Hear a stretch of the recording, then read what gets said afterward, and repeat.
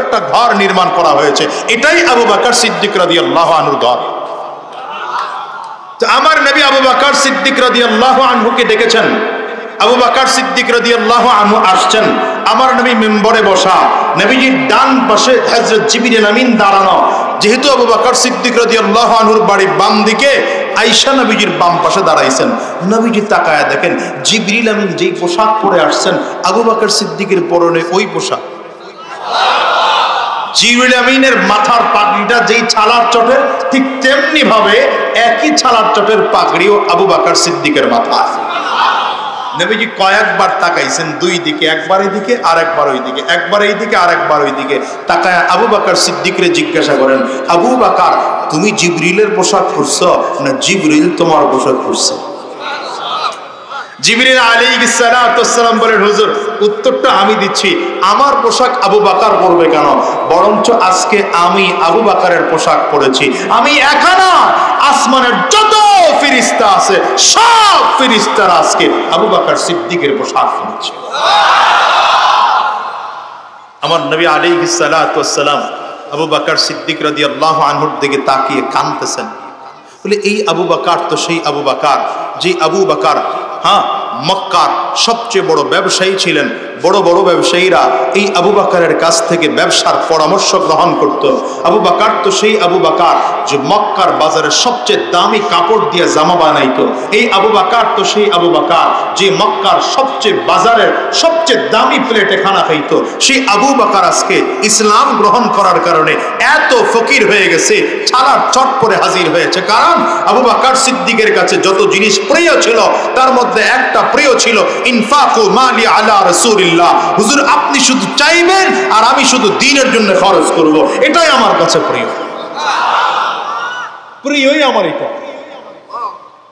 মসজিদে নববীতে বসে নবী বয়ান করতেছেন, হাবিবা ইলাইয়া মিন দুনিয়াকুম সালাস, তোমাদের মধ্য থেকে আমার কাছে তিনটা জিনিস প্রিয়।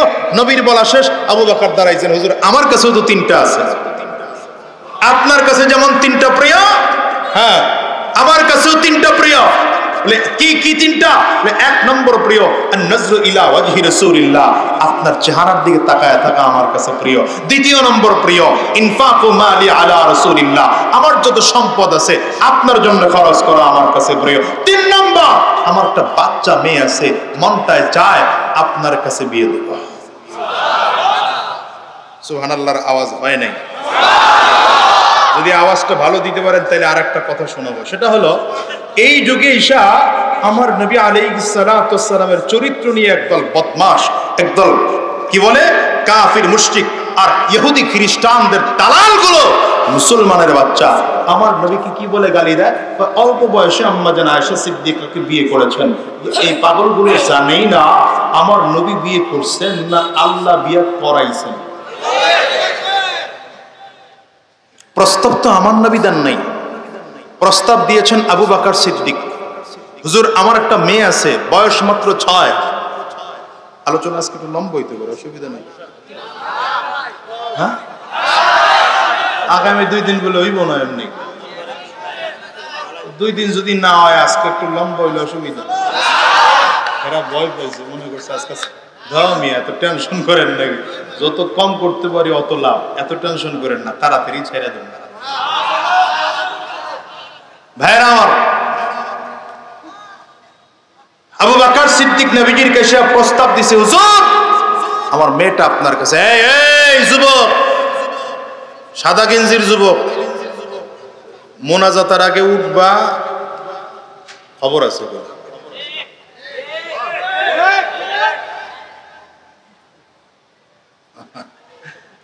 বয় বয়। আমরা হুজুর রাজি মোহাব্বত তোম করে করি, এই মোহাব্বত কেউ করে না। তুমি লাভ আছে ঠিক কই, আমি হুদা কামে ঠিক কম কোন লাভ আছে?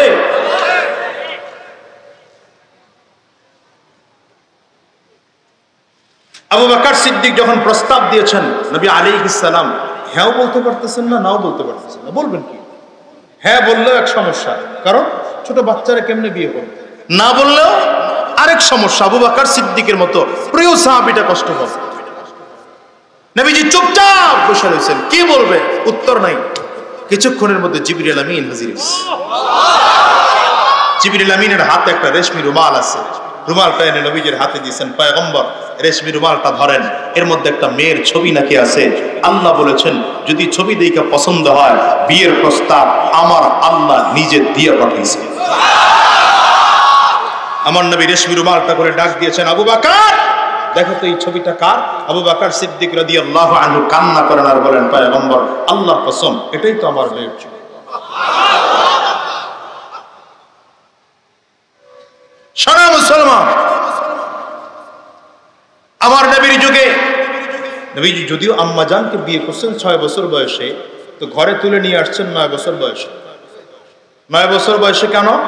বুখারীর এক বর্ণনা, মদিনার এক এলাকার নাম বলা হয়েছে, ওই এলাকার মেয়েরা 9 বছর বয়সে তারা সাবাল্লিকা হয়ে যেত। এইটা দিয়ে বোঝা যায় যে আম্মাজান আয়েশা সিদ্দিকাও হয়তো 9 বছর বয়সে বালেগা হয়ে গিয়েছিলেন, আমার নবী ঘরে নিয়ে আসছেন। দ্বিতীয় আরেক হাদিস, আম্মাজান আয়েশা বলেন আমি হ্যাংলা পাতলা ছিলাম, আমার মা যখন চিন্তা করলেন নবীর ঘরে পাঠাবেন, তখন আমাকে দই আর খেজুর আর হলো শশা এই 3টা মিলিয়ে খাওয়াতে শুরু করলেন। বুখারীর বর্ণনা। কিছুক্ষণের মধ্যে আমি স্বাস্থ্যবান হয়ে গেলাম, কিছুদিনের মধ্যে। এরপরে আমার মা নবীর ঘরে পাঠাইছেন।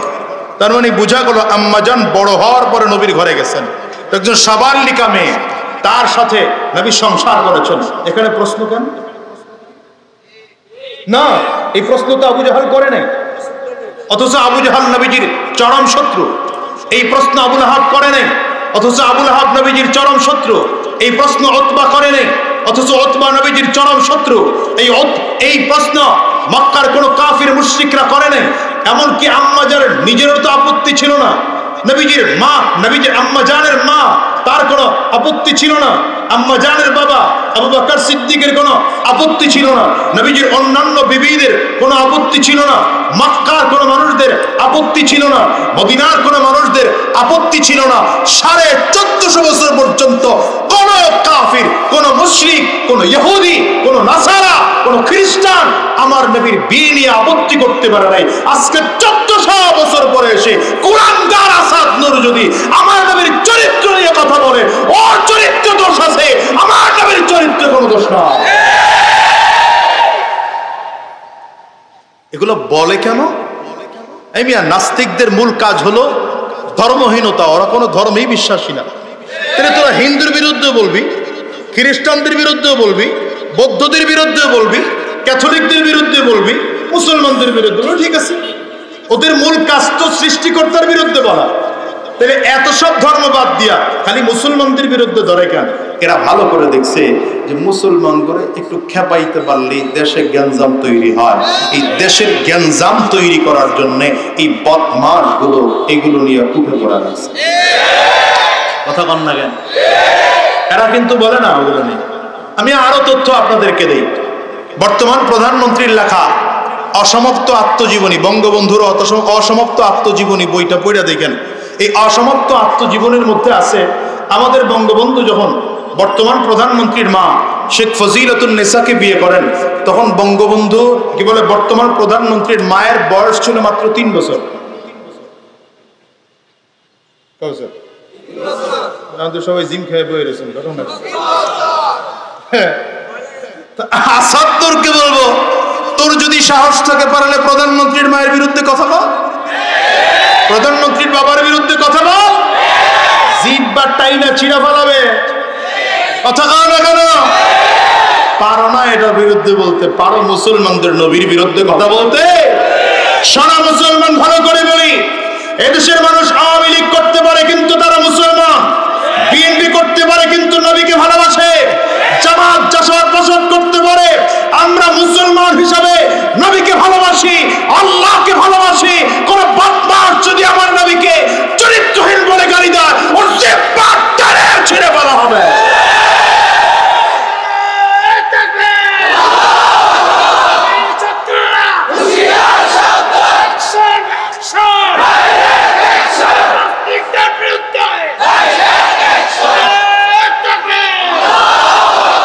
কষ্ট হইতেছে আপনাদের? অসুবিধা হচ্ছে? চলবে কিছুক্ষণ না, থামায় দেব। হ্যাঁ রে মুসলমান, আবু বকর সিদ্দিক রাদিয়াল্লাহু আনহু নবীজির পাশে এসে দাঁড়াইছেন। তো দাঁড়ায়া দেখেন আবু বকর সিদ্দিকের পরনে কি ছালার চটে, ছালার চটে, মাথার পাগড়িটাও ছালার চটে। আমার নবী আবু বকর সিদ্দিকের দিকে তাকায় কাঁদতেছেন। কাঁদতেছেন কেন? কোথায় ছিল আবু বকর? আজকে ইসলাম গ্রহণ করার কারণে কোথায় নেমে গিয়েছে আবু বকর? আমার নবী যদি কান্না করতেন, নবীজির চেহারা এত পরিষ্কার ছিল, এত সুন্দর ছিল, চোখের পানিটা গালের এখানে আসলে, এই যে আমি যদি কান্না করি, দু চারজন হয়তো সামনে দেখবেন, একটু দূরে যারা তারা দেখবেন না, কিন্তু আমার নবীর গালে যদি চোখে পানি চলে আসতো, তাহলে মুক্তা দানার মতো বহু দূর থেকে আমার নবীর চোখের গালের কান্নার পানি বুঝে যেত। জিবরিল আমিন দেখে কাঁদতেছে নবী। জিবরিল আলাইহিস সালাম বলেন, ইয়া রাসূলুল্লাহ, আপনি আবু বকরকে একটু প্রশ্ন করেন না যে আবু বকর ওই হালত থেকে আজকের এই হালাতে আসছে, কোথা থেকে আবু বকর কোথায় নেমে গেছে ইসলাম গ্রহণ করার কারণে? আবু বকরকে আল্লাহর উপরে বেজার নেই, আপনার উপরে জিগাই নেই। ফেরেশতা জিজ্ঞাসা করতেছেন আমার নবীর কাছে। এখন আমার নবী জিগায়, আবু বকর তুমি এই হালাতে আইসা আল্লাহর প্রতি আবার বেজার হইছো নাকি? আল্লাহর প্রতি আবার বেজার হইছো নাকি? আবু বকর সিদ্দিক কান্না করেন আর বলেন, হুজুর আমি বেজার হব, আমি বেজার হব, আপনি একটু আল্লাহকে প্রশ্ন করেন না, আমার ওই হালাত থেকে এই হালাতে আনছে, কোনো অসুবিধা নাই, আমার আল্লাহ আমার প্রতি খুশি তো? আমার আল্লাহ আমার প্রতি খুশি তো? জিবরিল আলাইহিস সালাম এবার উত্তর দিচ্ছেন, হুজুর কেমন খুশি, কেমন খুশি জানেন? আমি আজকে কেন আসছি? কেন আসছেন? বলে আসছি এই জন্যে আবু বকরকে আমার আল্লাহ তাআলা নিজে সালাম দিয়ে পাঠাইছেন। এবার আমার নবী ঘোষণা দিচ্ছেন সাহাবায়ে কেরামদের সামনে, ইন্নী লা আরাফু রাজুলান বিইসমিহি ওয়া বিইসমি আবিহি ওয়া উম্মিহি লা ইয়াতি বাবান মিন আবওয়াবিল জান্নাহ ফায়ুকালু লাহু মারহাবান মারহাবা। সাহাবীরা, আমি আমার একজন লোকের নাম জানি, তার বাবার নামটাও জানি, তার মায়ের নামটাও ভালো করে জানি। কিয়ামতের ময়দানে এই লোকটা যখন জান্নাতের গেট দিয়ে ঢুকতে থাকবে, জান্নাতি ফেরেশতারা লাল গালিচা বিছাইয়া দুই দিক দিয়ে কাতার করে ফেরেশতারা দাঁড়িয়ে যাবে। এই বান্দা যখন ফেরেশতারা এই মাঝখান দিয়ে লাল গালিচার উপর দিয়ে হেঁটে হেঁটে জান্নাতের মধ্যে ঢুকতে থাকবে, জান্নাতি ফেরেশতারা মারহাবা মারহাবা বলে নিমন্ত্রণ জানাবে। সাহাবায়ে কেরাম অধীর আগ্রহে দাঁড়িয়ে আছেন, কে মানুষটা, আমরা লোকটার নাম জানতে চাই। পয়গম্বর আরবীর নাম বলেন না, হঠাৎ করে সালমান ফারিসি রাদিয়াল্লাহু আনহু দাঁড়াইলেন, পয়গম্বর এমন মানুষটা কি, আমরা একটু লোকটার নাম জানতে চাই। আমার নবী ডেকে বললেন, নাম জানতে চাও? তাইলে জেনে নাও লোকটার কেউ নয়, লোকটা আমার সাহাবী আবু বকর। ফজরের নামাজের পরে আমার নবী সাহাবায়ে কেরামদের মাঝে একদিন বলেন, সাহাবীরা ইন্নী রাআইতু কাসরান ফি নাওমি, আজকে রাত্রিতে আমি নবী স্বপ্নের মধ্যে দামি একটা বিল্ডিং দেখলাম। দামি বিল্ডিংটা 4টা দেওয়াল দিয়ে তৈরি করা হয়েছে। এর মধ্যে একটা দেওয়াল জান্নাতি লাল রঙের স্বর্ণের, আর একটা দেওয়াল মণিমুক্তার, আর একটা দেওয়াল জবরদস্ত পাথরের, আর একটা দেওয়াল হলো ইয়াকুত পাথরের। এই 4টা দেওয়াল তৈরি করতে গিয়ে মাঝখানে কোনো বালু আর সিমেন্ট ব্যবহার করা হয় নাই, মাঝখানে ব্যবহার করা হয়েছে মিশক আম্বার, নিচের ফ্লোরটা বানানো হয়েছে জাফরান দিয়া।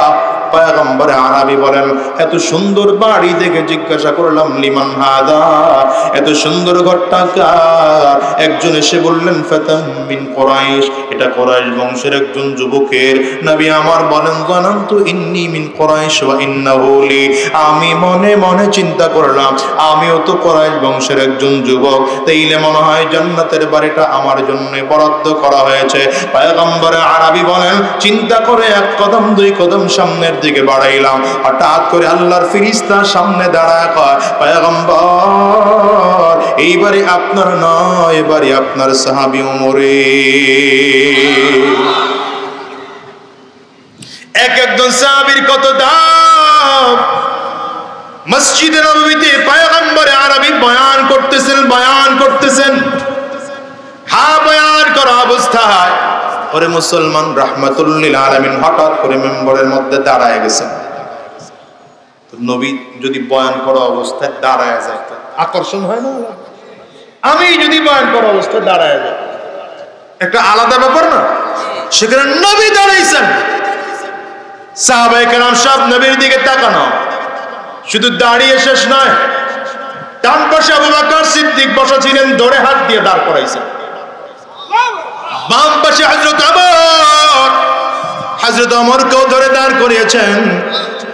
নবীজির দুই পাশে দুইজন সাহাবী নিয়ে দুই হাতে আমার নবী দাঁড়াইছেন। দাঁড়িয়ে সাহাবায়ে কেরামদেরকে জিজ্ঞাসা করছেন, সাহাবীরা আমাদের তিনজনকে দেখতে কেমন দেখা যায়?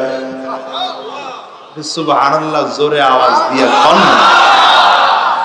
আমাকে তিনজনকে কেমন দেখা যায়? সাহাবায়ে কেরাম আওয়াজ দিয়ে কয়, ইয়া আল্লাহ মা আহসানা হাদাল মানজার, কত সুন্দর দৃশ্য। হ্যাঁ আরে মিয়া, ছাত্র কেমন দামি, উস্তাদ কেমন এমন দামি ছাত্র বানাইছেন। কোটি কোটি কোটি টাকার সম্পদ চোখের সামনে পড়ে থাকে না, তারপরও সেই সম্পদ ধরে না, বরঞ্চ নিজের ক্ষমতা প্রাপ্তির পরে এত ভয় পায় যে না জানি এই ক্ষমতার কারণে রব্বে কারীমের কাছে ধরা খায় যায়। আর এখন তো ক্ষমতা পাইলে খালি পাওয়ার আর পাওয়ার। ওরে হ্যাঁ রে পাওয়ার রে। আল্লাহ কয় তুই যত পাওয়ার দেখাস, কুলিল্লাহুম্মা মালিকাল মুলক, মালিকাল মুলক। আল্লাহ কয় তোর ক্ষমতা আমার কাছে কিচ্ছু না বেটা। ওরকম তোর চেয়ে বড় ক্ষমতাওয়ালা ফেরাউন্নারে কই সুবায় মারছে। আস্তে কোন কেন জোরে কোন নমরুদ্দারে মশার কামড় খাওয়ায় মারছে। কতগুলোরে পাহাড়ের মধ্যে আশ্রয় মারছি। এগুলো আমি আল্লাহর কাছে কোনো ব্যাপার নাকি? হয়তো ধরি না কেন, তামসা দেখতেছি। কথা পায় কি দেখতেছে আল্লাহ? আমহিলহুম রুওয়াইদা। এই তামসা দেখতেছে আমি অর্থ করলাম কেন? আল্লাহ কয় আমহিলহুম রুওয়াইদা। বর্ষিওয়ালা মাছের মধ্যে বর্ষি লাগায় দিয়া ঢিল দেয়, তুই ঘুরতে থাক, তামসা দেখে, টান দিলে তো আসতে হবে, কানসি লাগায় দিছি তো, আল্লাহ লাগায় রাখছি তো, আসতে হবে এখানে। দেখানো দাপট কি দেখাইতে পারো? কিয়ামতের দিন দাঁড়াবি, সেদিন তোর দিকে তাকায় আমি জিজ্ঞাসা করব, লিমানিল মুলকুল ইয়াউম, কথা বলার সাহস তোর থাকবে।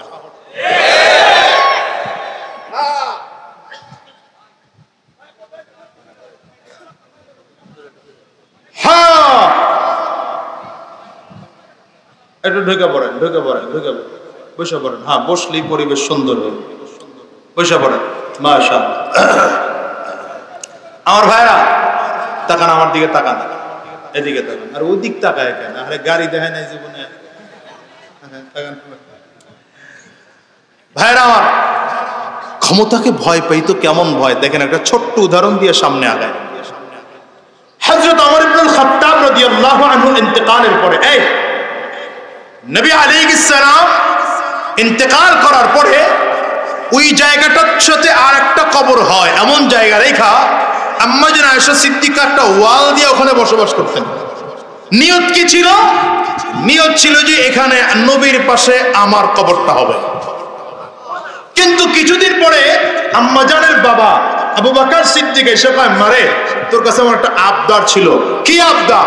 বলে আমার বন্ধুকে ছাড়া পৃথিবীতে কোনো সফর আমি করি নাই, আমার বন্ধু আমাকে ছাড়া পৃথিবীর কোথাও যায় নাই, যত জায়গায় গিয়েছে আমার বন্ধু আমারে নিয়ে গেছে, কিন্তু মৃত্যুর সময় আমার বন্ধু আমারে নিয়ে যায় নাই। তবে আমার মনের একটা চাহিদা ছিল, মৃত্যুর পরে বন্ধুর পাশের কবরটা যদি আমার হইতো, দুই বন্ধু একসাথে ঘুমাইতাম। আম্মাজান বললেন, বাবা আপনি বলছেন, কথা নাই, দিয়া দিলাম। এইবার আম্মাজান কি করছেন, হযরত আবু বকর সিদ্দিক ইন্তেকালের পরে আরেকটা কবরের জায়গা রেখা আবার ওয়াল দিছেন। আরেকটা কবর দিছেন কেন? আম্মাজানের মনে মনে নিয়ত, স্বামী একদিকে আমার নবী আর একদিকে আমার বাবা, তো এর পাশে আমি একটু ঘুমাবো। হযরত ওমর ইবনুল খাত্তাব সাইডে দাঁড়ায় না, সাইডে যেন কেউ দাঁড়ায় না, জায়গা আছে পর্যাপ্ত, অসুবিধা নাই ইনশাআল্লাহ। শোনেন, হযরত ওমর ইবনুল খাত্তাব রাদিয়াল্লাহু আনহু ইন্তেকালের আগ মুহূর্তে অসুস্থ হয়ে পড়ে আছে, নিজের সন্তানরে পাঠাইছে। কারে? আব্দুল্লাহ ইবনে ওমর নিজের সন্তানরে পাঠাইছে, গিয়ে একটু আম্মাজানরে জিজ্ঞাসা কর, আমার খুব মনটা চাইছিল যদি আমার আম্মাজান নবীর পাশে আমার ভাই আবু বকরের পাশে আমার কবরের জায়গাটা দিত, আমার খুব ভালো লাগতো। আম্মাজান অনুমতি নিতে গেলে মনে পড়ে গেছে ওই হাদিসের কথা। হাদিসটা বুখারীতেও আছে, মুসলিমে আছে। কি হাদিস?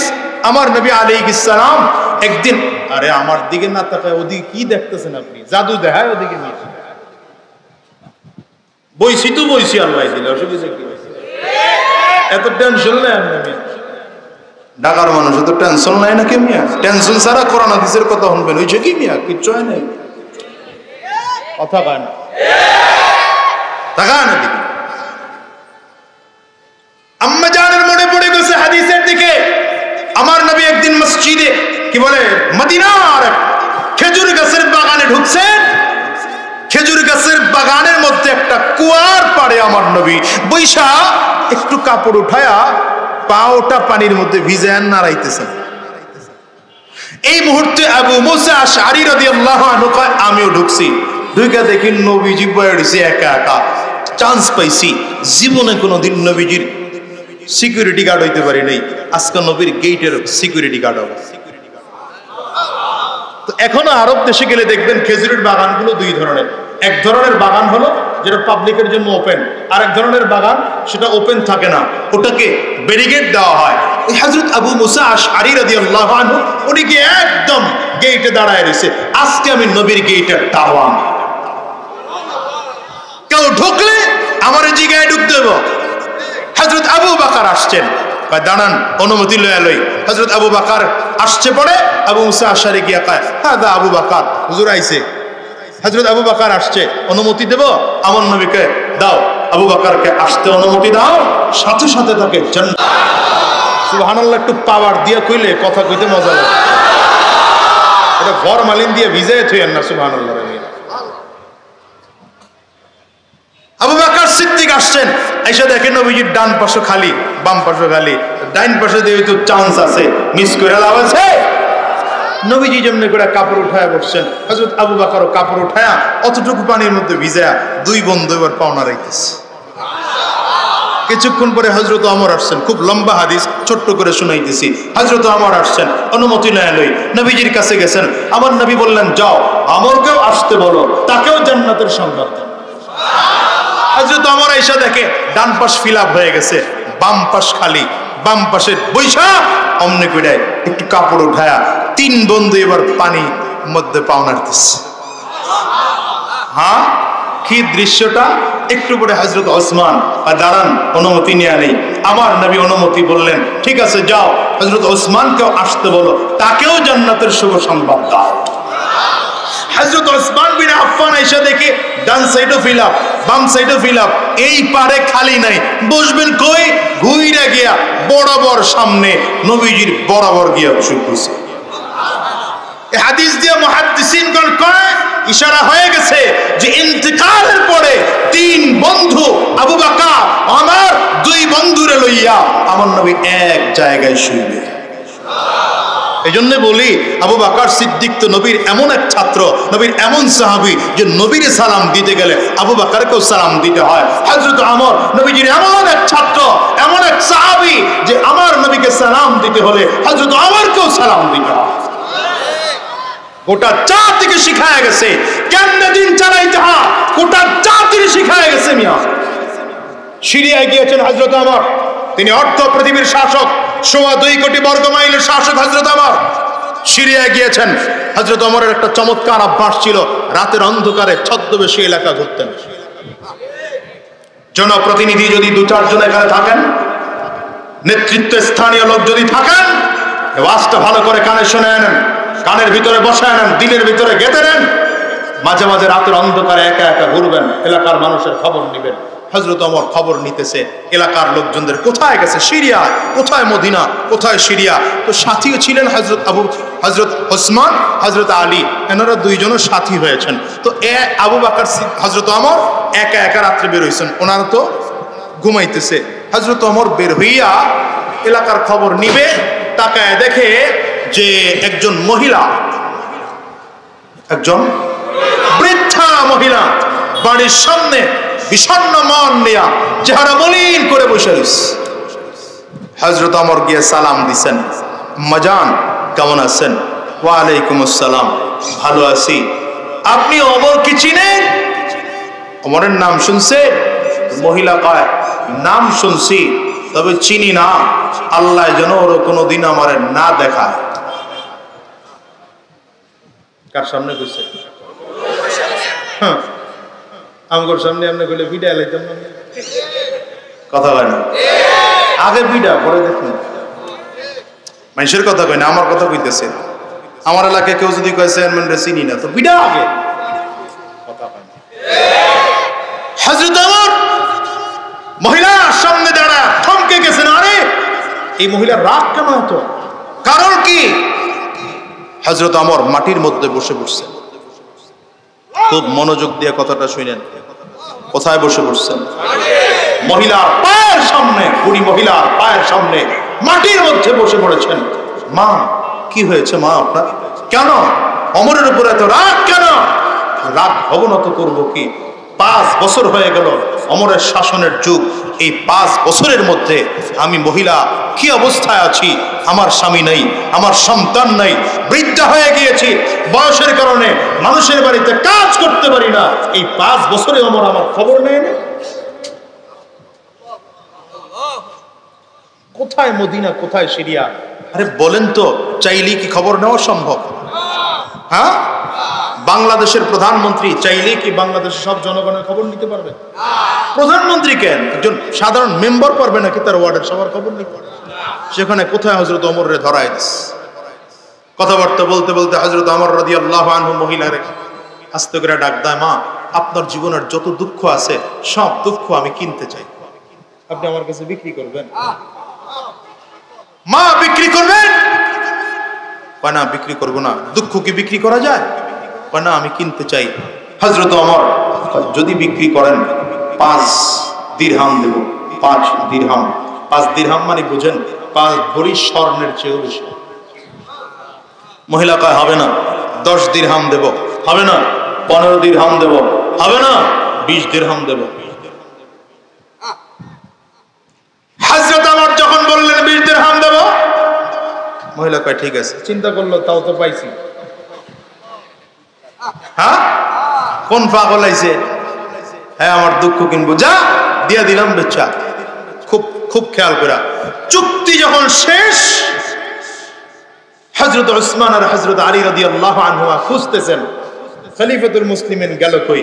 হঠাৎ করে খুঁজতে খুঁজতে দেখে বুড়ি মহিলার পায়ের সামনে মাটির মধ্যে হযরত ওমর বসা। ওখানে দাঁড়ায় হযরত আলী ডাক দিছেন, ইয়া আমিরুল মুমিনিন। মহিলা আমিরুল মুমিনিন কথাটা শুনে লাফ দিয়ে দাঁড়াইছে। কি রে, আমিরুল মুমিনিন কইতেছে এখানে? আমিরুল মুমিনিন বললেই তো বোঝা গেছে যে যুগের ওমর। যুগের ওমর মানে কি? কোনো কথা কয় না, ভেজাল হইলে কল্লা ফালায় দেয়। কথা কয় না, বাতিলদের সামনে ওমর আপোষ করে না। আমি তো বলি এই যুগে আল্লাহ কিচ্ছু চাই না, একজন ওমরের সন্ধান দিয়া দাও। মনে হয় যেন আল্লাহ দিতেছে দিতেছে একটা ভাব। টেনশন করেন না, রাত যত গভীর হয় সুবহে সাদেক তত কাছে হয়। টেনশন করেন কি, সুবহে সাদেক আইতাছে। হযরত আলী রাদিয়াল্লাহু আনহু ডাক দিলে পরে মহিলা লাফ দিয়ে দাঁড়ায় গেছে, থরথর করে কাঁপতেছে। এই তো আমিরুল মুমিনিন আমার সামনে বসা, হাত জোর করে আমি অন্যায় করে ফেলেছি, আপনারে বুঝি নাই। শোনেন ওমর, নবীর সাহাবী সম্পর্কে এতটুকু বদগুমান আমার নাই। তবে কেন বলেছি জানেন? এই 5 বছরে আপনার সরকারি কোনো অনুদান আমি পাইনি, এই জন্য আমি রাগ করে আপনার সাথে কথা বলেছি। হযরত ওমর কয়া লাভ নাই, এখন এই কথা কয়া কোনো লাভ নাই। নিজের চাদর ছিঁড়েছেন, নিজের চাদর ছিঁড়ে কলম আর চাদরের ছোট্ট টুকরা মহিলার হাতে দিয়া বলে, মা লিখে দেন 20 দিরহামের বিনিময়ে আপনার দুঃখ আমি ওমরের কাছে বিক্রি করেছি।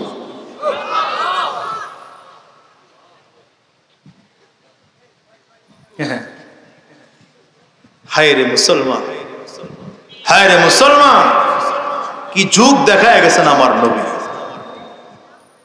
কেমন আত্মা পরিশুদ্ধ করায় গেছেন আমার নবী। লিখে দিচ্ছেন কাগজের মধ্যে 20 দিরহামের মাধ্যমে, 20 দিরহামের মাধ্যমে আমার জীবনের সকল দুঃখ আর কষ্ট ওমরের কাছে বিক্রি করে দিয়েছি। আজ থেকে ওমরের প্রতি আমার কোনো দাবি নেই। কাগজের টুকরা হাতে লইয়া হযরত আলী রাদিয়াল্লাহু আনহু দিছে, ভাই এটা খুব যত্ন করে রাখবা, যদি তোমার আগে আমার মরণ হয় আমার কাফনের কাপড়ের মধ্যে টুকরাটা ঢুকায় দিই। আমি কিয়ামতের ময়দানে এই মহিলা যদি আমার বিরুদ্ধে দাঁড়ায়, আমি সেদিন এই টুকরাটা মালিকের কাছে দেখাবো, আল্লাহ না, আমার আসামির কাঠ গড়ায় দাঁড় করায়েন না, মহিলার সাথে আমার চুক্তি হয়ে গেছে, আমি 20 দিরহাম দিয়া দুনিয়া বসে তার দুঃখ কিনা সব দাবি ছাড়াই আসছি, এখন আর কোনো দাবি নাই, সে আমার। এজন্য নবী কয়, লাউ কানা বাদি নবিয়্যুন লাকানা ওমর, আমার পরে যদি কেউ নবী হতো তাইলে সে ওমর হতো। সে হযরত আমার আম্মা জান আয়েশার কাছে পাঠাইছেন, যাও আমার কথা কি আম্মা জানের কাছে বলো, আম্মা জান যদি অনুমতি দেয় নবীর পাশে আবু বকর সিদ্দিকের পাশে আমার একটু কবর নিতে মনে চায়। মনে আছে না বুঝে গেছে? আম্মা জান চিন্তা করলেন, যুগের ওমর অনুমতি চাইছে, অনুমতি না দেই কেমনে? হযরত আব্দুল্লাহ ইবনে ওমরের দিকে লক্ষ্য করে বললেন, যা আব্দুল্লাহ, অনুমতি দিয়ে দিলাম। আব্দুল্লাহ ইবনে ওমর হাসতে হাসতে পারি হযরত ওমর ইবনুল খাত্তাবের বিছানার পাশে বসে বললেন, আব্বু অনুমতি হয়ে গেছে, আমিরুল অনুমতি হয়ে গেছে। আম্মা জান আয়েশা বলেছেন, খলিফাতুল মুসলিমিন ওমরকে এখানে দাফন করার জন্য। কিছুক্ষণ পরে হযরত ওমর রাদিয়াল্লাহু আনহু সন্তানরা আবার ডাকছেন, আব্বু কাছে আসো, কাছে আসো। হযরত আব্দুল্লাহ ইবনে ওমর বাবার কানের কাছে মুখ লাগায় দিছে, মুখের কাছে কান লাগিয়ে দিলে ছোট্ট বাবা। হযরত ওমর ইবনুল খাত্তাব ছোট্ট সন্তান ডেকে বলে, আব্দুল্লাহ শোনো,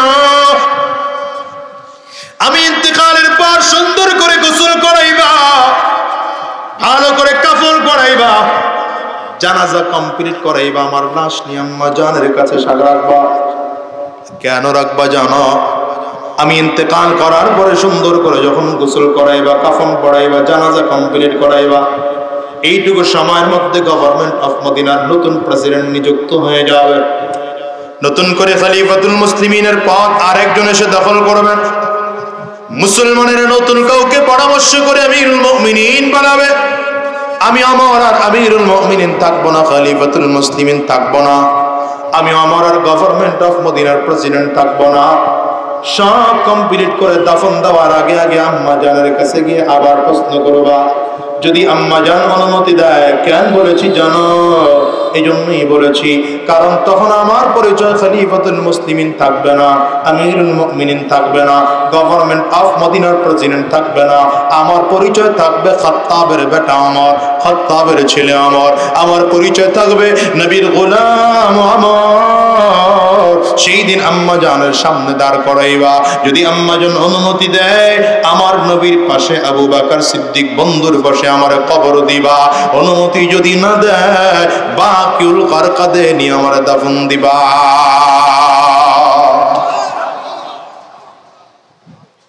এ হলো নবীর সাহাবীর যুবক। কেমন সাহাবী তৈয়ার করেছেন রাহমাতুল লিল আলামিন, এমনি কইরা 10 জন সাহাবীদেরকে জান্নাতের সার্টিফিকেট দিয়েছেন। কয়জন সাহাবীরে? প্রশ্ন করবেন হুজুর, তাইলে অন্যান্য সাহাবীরা কি জান্নাত পাবে না? সামনের দিকে আগান।